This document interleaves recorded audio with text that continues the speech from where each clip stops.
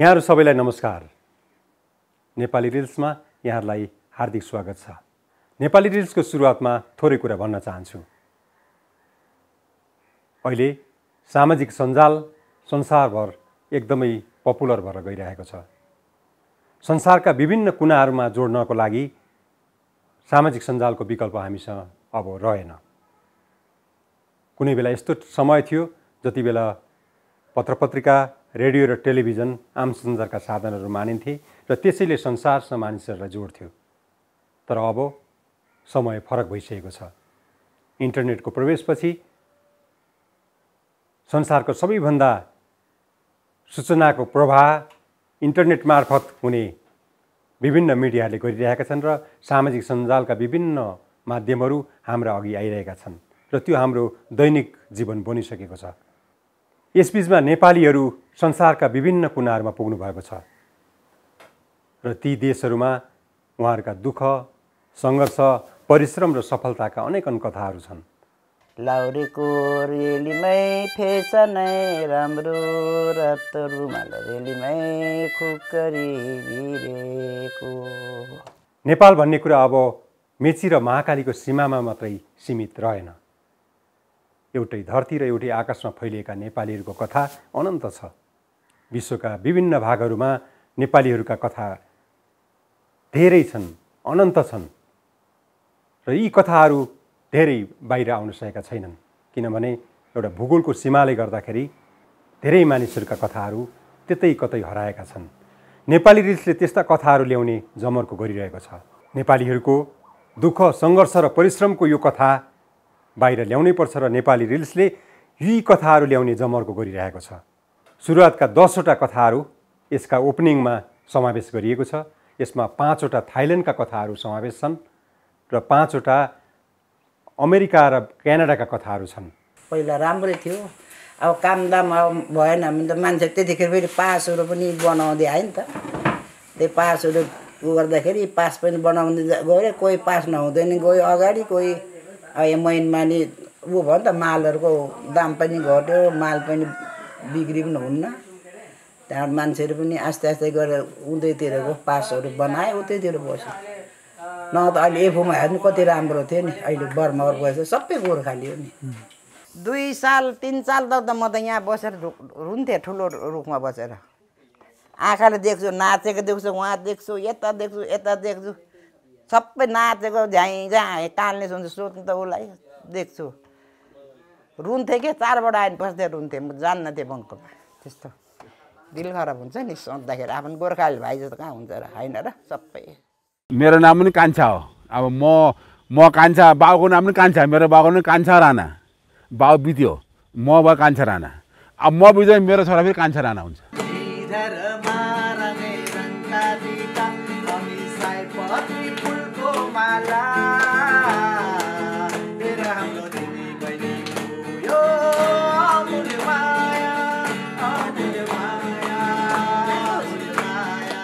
कस्तो भन्दा हाम्रो परिवार, हाम्रो पिलो के भनेपछि एकदम नाच्नेमा रहर के, अनि मादले सबै। अनि कस्तो हुन्थ्यो भन्दाखेरि देउसी भैलोमा जहिले नाच्दा यो गीत गाउने होइन।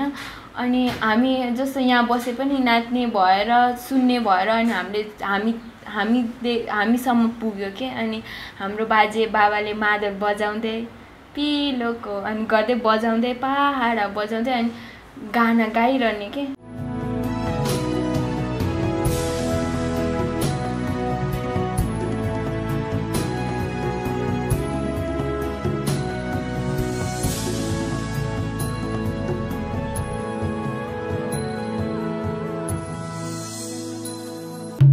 मादल गन गन गन गाउँ कि समृद्धि भाकमा नाचौँ कि। नृसिबहादुर डङ्गोल सरले उहाँले के भन्नुहुन्छ भने एउटा मात्र मादल बजाउने भयो भने त कसले चिन्छ तिमीलाई, होइन। अब यसको लागि त तिमीले चाहिँ अब 22वटा मादल मै बजाउँछु, तिमीले त 22 भन्दा बेसी बजाउनु पर्छ, अनि बल्ल चाहिँ नि चिन्छ। जस्तै अब तबला सिक्न हामीले तबला सिक्यौँ भने जति तबला राम्रो सिके पनि जागिर हुसेनले जस्तो बजाउँदो रहेछ ल भनेपछि पहिला जागिर हुसेनको नाम आउँछ। भनेपछि पहिला सानुराजा महर्जनको नाम निकाल्नलाई चाहिँ हामीले त्यस्तो विशेष काम गर्नुपर्छ भनेर मलाई उहाँले 33वटा मादल सिकाउनु भएको थियो कसरी बजाउने त्यो सोलो मादल सोलो होइन आज त्यही मादल सोलोले गरेर नै संसारभरि झन्डै युरोप कोरिया ताइवान संसारभरि गरेर झन्डै जाने 20-22वटा कन्ट्रीमा मैले प्रोग्रामहरू गर्ने मौका पाएँ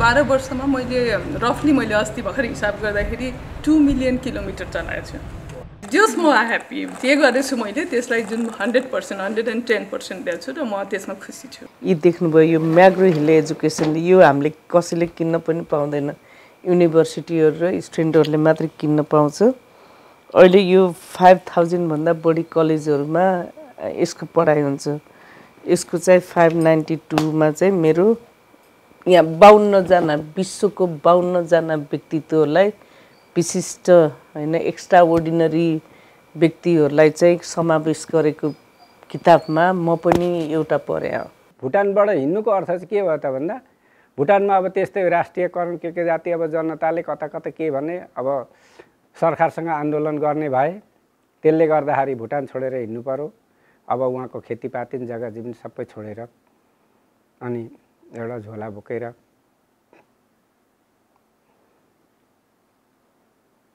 एकदम सानो परिवार थियो सानो परिवार सुखी परिवार भन्छ नि त्यस्तो थियो त्यस्तो छ अझै पनि अनि मेरो श्रीमान चाहिँ टेलरिङ बिजनेसमा हुनुहुन्छ म एउटा ह्याप्पी हाउसवाइफ थिएँ अहिले पनि छु त्यही क्रममा अब दुईटा छोरीहरूलाई हुर्काउने क्रममा म चाहिँ एउटा हाउसवाइफ भएर चाहिँ मैले आफ्नो कर्तव्यहरू निभाउँदै गएँ अनि मेरो श्रीमानले बिजनेस गरेर चाहिँ राम्रो एउटा पिताको एउटा बुवाको कर्तव्य निभाउनु भयो त्यही क्रममा 2016 मा चाहिँ एउटा हाम्रो घरमा के भन्छ एकदमै भूकम्प आए जस्तो भयो के नेपाली रिल्सले यसै गरी विभिन्न ठाउँका कथाहरू बाहिर ल्याउनेछ म 91 वर्ष उनलाई मलेसियामा जन्मेको हाम्रो बाबुआमा आए काउन्ट्रीकै आए हामी यहाँ जन्मियौँ बाबुआमाले बात गर्थे नि नेपाली बात यहाँ नेपालीहरू पनि थिए नेपाली बात गर्थे सबै स्कुल पनि थियो पहिला नेपालीको पढाउँथे maybe about 1930s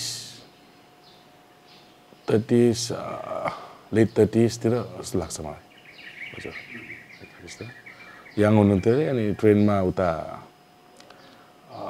प्रोडक्सन भन्ने ठाउँसम्म पुग्नुभयो रहेछ अनि त्यहाँ पुग्दा चाहिँ एउटा समुद्र देख्नुभएको छ कहिले समुद्र नदेखेको मान्छे अरे समुद्र देखेर अनि रुनुभयो अरे रोएपछि आओ यो दुनियाँ नै सिद्धियो अब कहाँ जाउँ के गरौँ भनेर रुनुभयो अरे आकाशको कालो बादल तिमी बजाऊ मादल आकाशको कालो बादल तिमी बजाऊ मादल मयानु छ उस्तै राम्रो झन् आँखामा गाजल मयानु छ उस्तै राम्रो झन् आँखामा गाजल बिना बादल आसिना आउँदैन माया लाग्छ बोलाउन सक्दैन कम्बोडिया आएको 2002 डिसेम्बरमा म यहाँ आएर व्यवसाय गर्न थालेको 22 वर्ष जति भयो हामी आउँदाखेरि त्यति डेभलप थिएन अब यो कन्ट्री धन्य आजभन्दा 40-45 वर्ष पहिला 30 लाख जनयुद्ध भएर 30 लाख मान्छे मरेको ठाउँ अनि भर्खर कम्बोडिया उठ्दै थियो केही 2-3 महिना सानो काम गऱ्यौँ काम गरेपछि थोरै पैसाले एउटा रेस्टुरेन्ट स्टार्ट गऱ्यौँ हामीले दुईजना साथी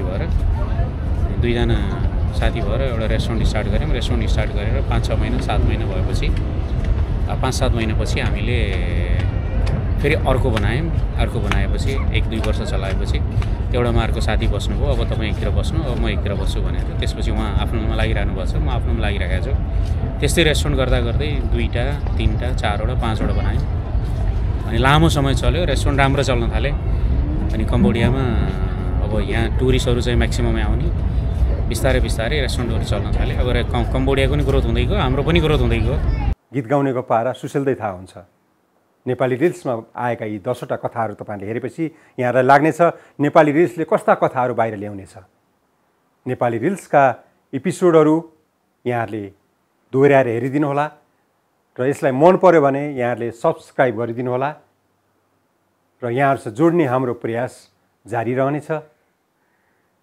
यहाँहरूलाई नेपाली रिल्सका एपिसोडहरू हेरिदिनु हुन यहाँलाई हार्दिक आग्रह गर्दछु।